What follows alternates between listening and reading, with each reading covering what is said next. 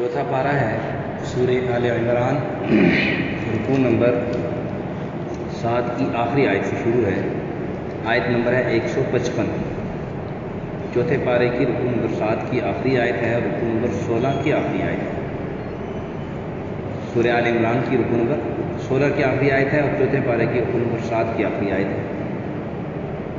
سورہ آل عمران 155 نمبر آیت ہے۔ اعوذ باللہ من الشیطان الرجیم، بسم اللہ الرحمن الرحیم۔ ان الذین تولوا منکم یوم التقى الجمعان انما استزلهم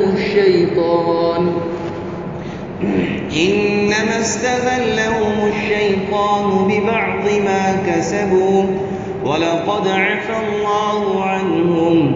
ان اللہ غفور حلیم۔ یا ایہا الذین آمنوا لا تکونوا کالذین کفروا وقالوا لإخوانهم اذا ضربوا في الارض او كانوا غزا لو كانوا عندنا ما ماتوا وما قتلوا ليجعل الله ذلك حسرة في قلوبهم والله يحيي ويميت والله بما تعملون بصير۔ صدق الله العظيم۔ ان الذین تولوا منکم، جو تم میں سے ہٹ گئے یا پھر گئے اس دن، یوم التقى الجمعان، جس دن دو فوجیں آپس میں جمع ہوئیں، انما استزلهم الشیطان، سو ان کو بہکا دیا شیطان نے، ببعض ما کسبوا، بعض ان کے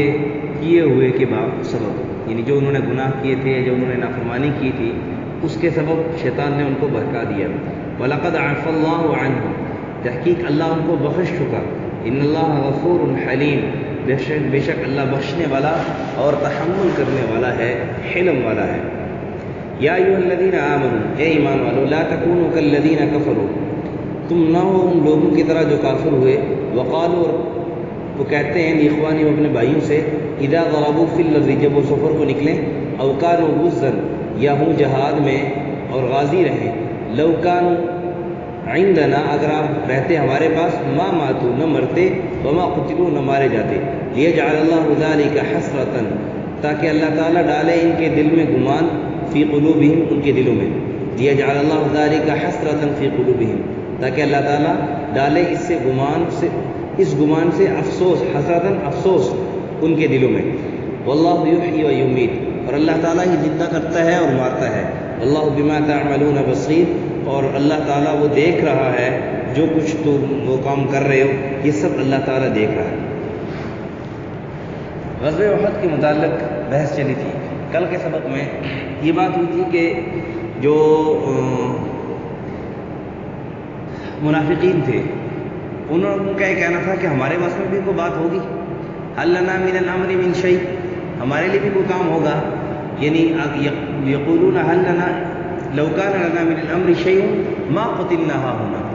اصل میں بات یہ تھی کہ اکثر جو انصار مدینہ تھے وہ ان منافقین کے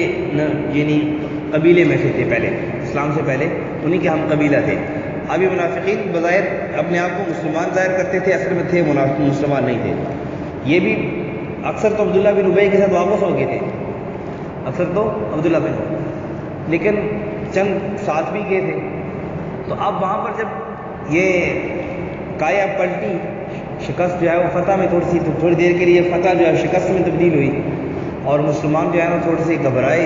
اور تھوڑی سی ان کو دقت پیش آئی، پریشانی پیش آئی، تو اس وقت جو ہے نا کچھ چند صحابہ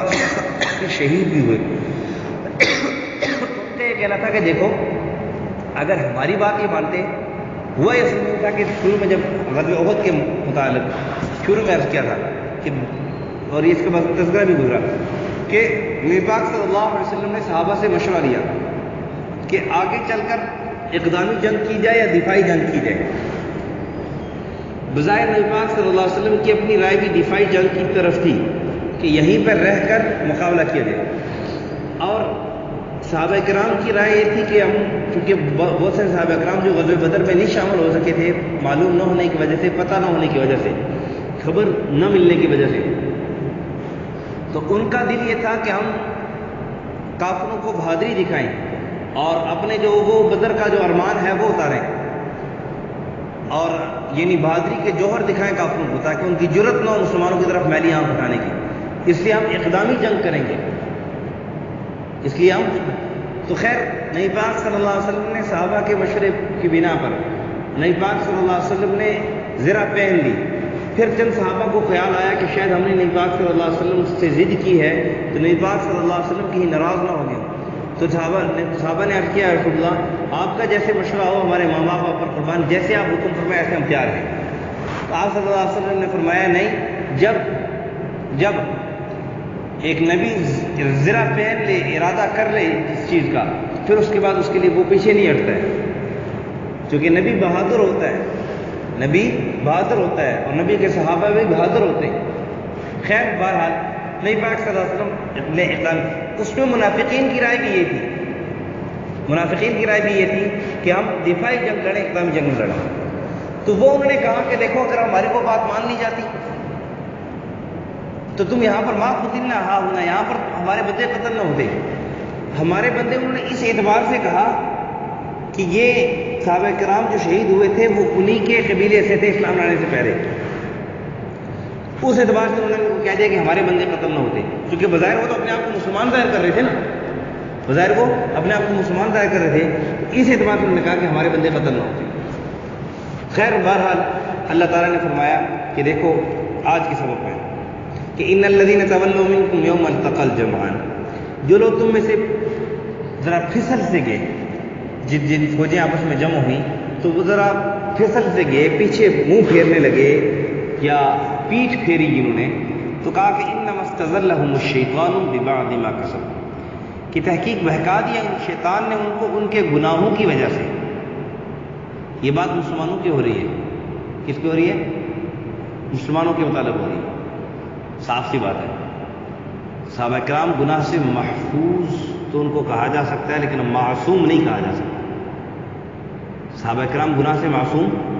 نہیں تھے، ہاں البتہ ہم اور آپ میں سے کسی کو اتنی جرت نہیں ہونی چاہیے اور اتنی وہ کیا کہتے ہیں بے شرم نہیں ہونا چاہیے کسی کو کہ ہم اور آپ اتنی زبان درازی کریں کہ صحابہ کرام کے متعلق کسی گناہ کی نسبت کر کے ان کی تضحیق اور ان کی تذلیل کریں۔ اور بقیہ انسانی تقاضے کے تحت، بشری تقاضے کے تحت نافرمانی گناہ ان سے بھی ہوتے تھے، وہ توبہ کر لیتے تھے، گناہ ان سے بھی ہوتے تھے اور وہ توبہ کر لیتے تھے۔ اور چونکہ ہمارے لیے مشعل راہ نمونہ وہ صحابہ کرام ہیں، کیونکہ صحابہ کرام نہ ہوتے تو کوئی آدمی اعتراض کر سکتا تھا، وہ تو نبی تھے، انہوں نے تو بات ماننی تھی، انہوں نے تو اللہ کو دیکھا، اللہ کی بات سنی، وحی آئی ان پر، وہ تو اللہ کو مانتے ہم کیسے مانیں؟ تو صحابہ کرام اللہ نے نمونے کے طور پر پیش فرمایا کہ دیکھو انہوں نے وحی کو اترتے ہوئے تو دیکھا، لیکن اللہ سے خود ہم کلام نہیں ہوئے، خود نبی نہیں تھے، لیکن نبی پاک صلی اللہ علیہ وسلم کے حکم پر اپنی جان نثار کر کے دکھائے۔ اسی طرح تم بھی اپنی جان نثار کرو۔ جان نثار کرنے کا مطلب کیا؟ کہ تم بھی اپنی مرضی کے مطابق زندگی نہ گزارو، اپنے حبیب صلی اللہ علیہ وسلم کی مرضی کے مطابق زندگی گزارو۔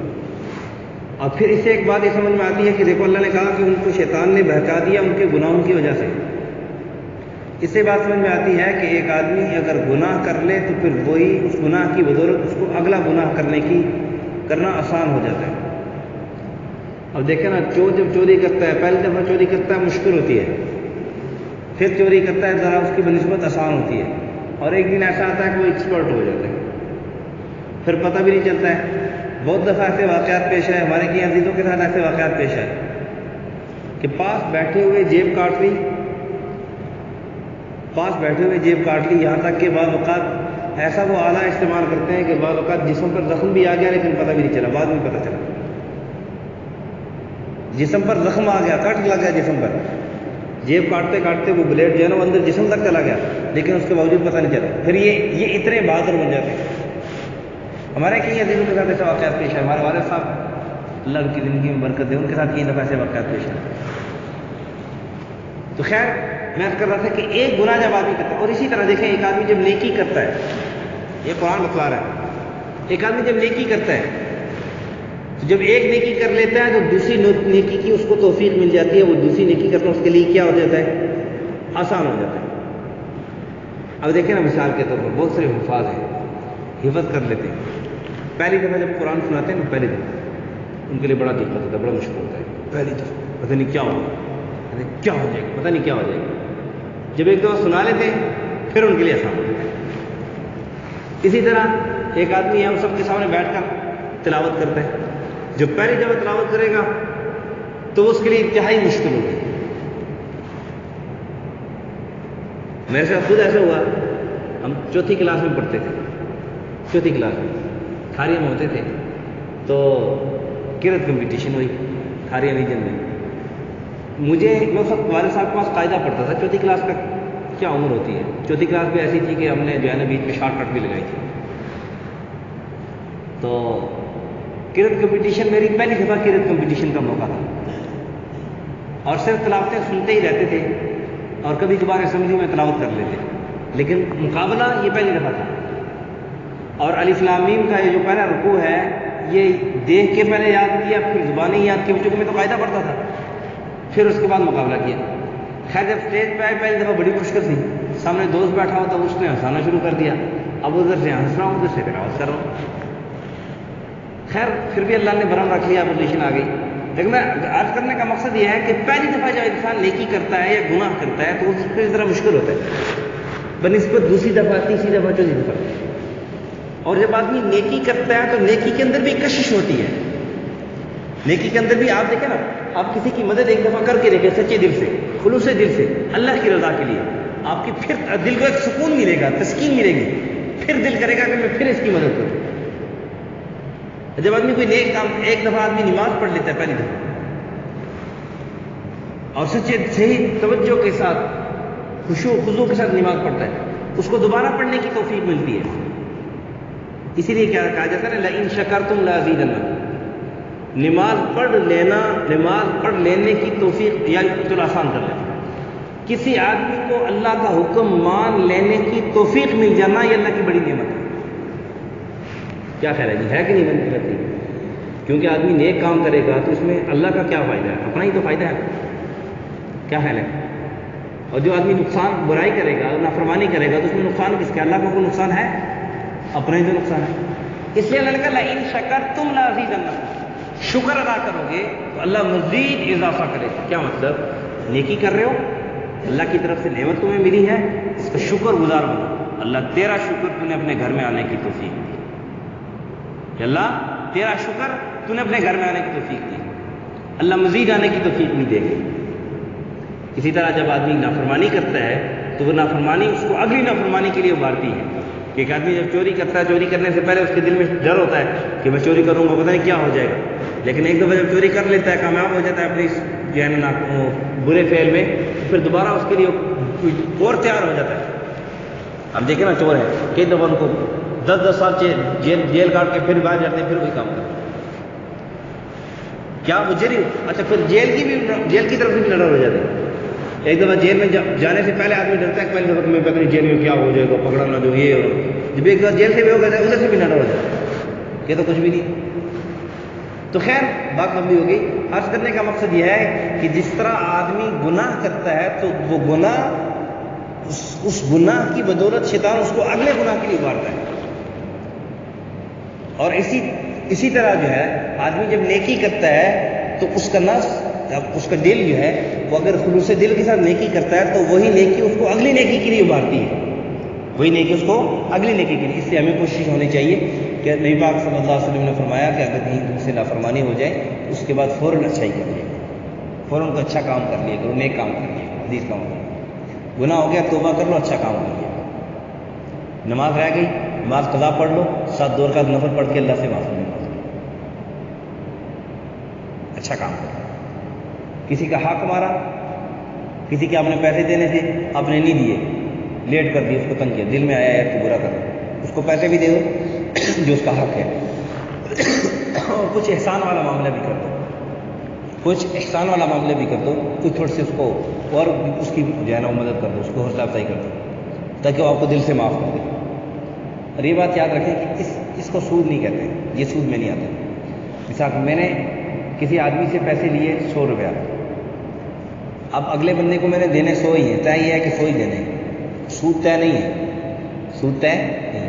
لیکن میں اپنی خوشی سے 100 روپیہ تو اس کو دے دیا بھی یہ 100 روپیہ آپ کا ہے، باقی میں آپ کو ہدیے کے طور پہ دے رہا ہوں، تو یہ جائز ہے۔ لیکن آدمی کو یہ نہ کہے کہ جو بینک والا معاملہ ہے یہ بھی اسی طرح ہے، اس کے بعد بھی ہم سود طے تو نہیں کرتے ہیں، سود طے ہی تو کرتے ہیں، اس لیے سیونگ اکاؤنٹ بناتے ہیں، ورنہ اگر سود طے نہ کریں تو کرنٹ اکاؤنٹ کیوں نہیں بناتے ہوتے؟ اور پھر وہ کہتے ہیں، اگر وہ یہ کہیں، میں اب پوری بات عرض کروں تاکہ غلط فہمی پیدا نہ ہو، اگر وہ یہ کہیں جی ہم تو ہدیے کے طور پہ دیتے ہیں، تو جو کرنٹ اکاؤنٹ والے ہیں ان کو ہدیہ کیوں نہیں دیتے ہو، سیونگ والے کو ہدیہ دیتے ہو، انہیں کا ٹھیکہ تم نے اٹھا رکھا ہے۔ اس کا مطلب یہ ہے کہ دال میں کالا کالا ہے، یہ نہ ہدیہ ہے نہ اپنی طرف سے دے رہے ہیں، یہ وہی معاملہ ہے، اس لیے اس سے اپنے آپ کو بچانا چاہیے۔ خیر بہرحال نیکی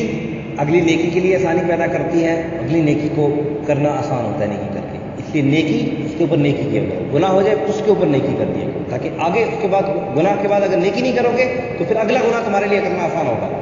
اگلے گناہ کو تمہارا نقصان ہوگا۔ خیر وَلَقَدْ عَفَا اللَّهُ عَنْهُمْ، لیکن صحابہ سے جو گناہ ہوئے، نافرمانیاں ہوئیں اللہ کی، اگر ہوئے تو اللہ نے صاف کہہ دیا، دوسری دفعہ اعادہ کر رہے ہیں، پہلے بھی گزر، کل کے سبق میں بھی گزرا نا، آج کے سبق اللہ کہہ رہے ہیں میں نے ان کو معاف کر دیا، اللہ کہہ رہے ہیں میں نے ان کو، اب اتنے کے باوجود بھی اگر ہم زبان درازی کریں تو کتنے بڑی بیوقوفی کی بات ہے۔ ان اللہ غفور حلیم، اللہ تعالیٰ بخشنے والا بھی ہے اور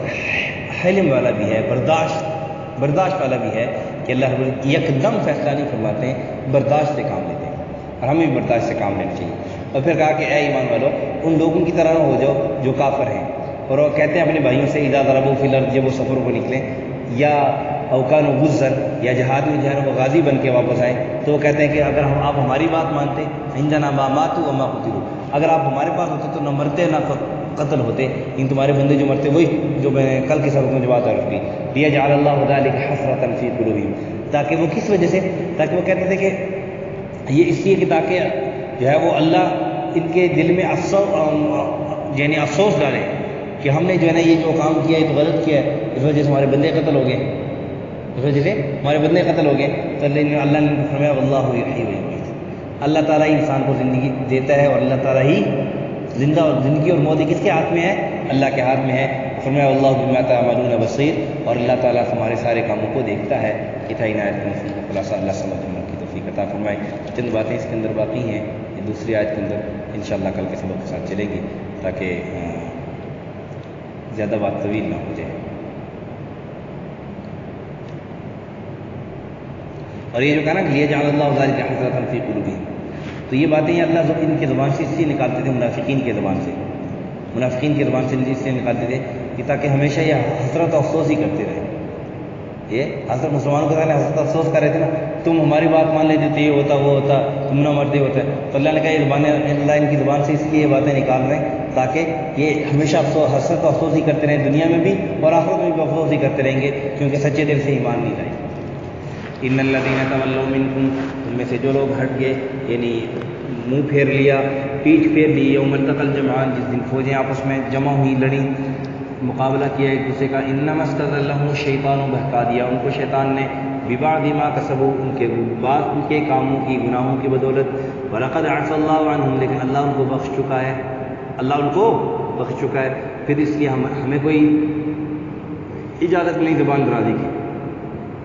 ان اللہ غفور حلیم، اللہ تعالیٰ بخشنے والا اور حلم والا ہے، تحمل کرنے والا ہے۔ یا ایھا الذین آمنوا، اے ایمان والو، لا تکونوا کالذین کفروا، کافروں کی طرح نہ ہو جاؤ۔ دیکھو اللہ بار بار کہہ رہے ہیں، بار بار کہہ رہے ہیں کہ کافروں کی طرح مت ہو، کافروں والے کام مت کرو، کافروں کی مشابہت مت اپناؤ، کافروں کی باتوں پہ مت چلو، ان کی اتباع مت کرو، یہ بار بار اللہ کہہ رہے ہیں، لیکن اس کے باوجود مسلمان جا کے ادھر ہی جو ہے نا اپنی خیر سمجھتا ہے، اس وجہ سے نقصان ہو رہا ہے اس کا۔ اذا وقالوا لاخوانهم، وہ کہتے ہیں اپنے بھائیوں سے، اپنے بھائیوں سے مراد اپنے برادری والوں سے، جیسے میں نے پہلے عرض کیا،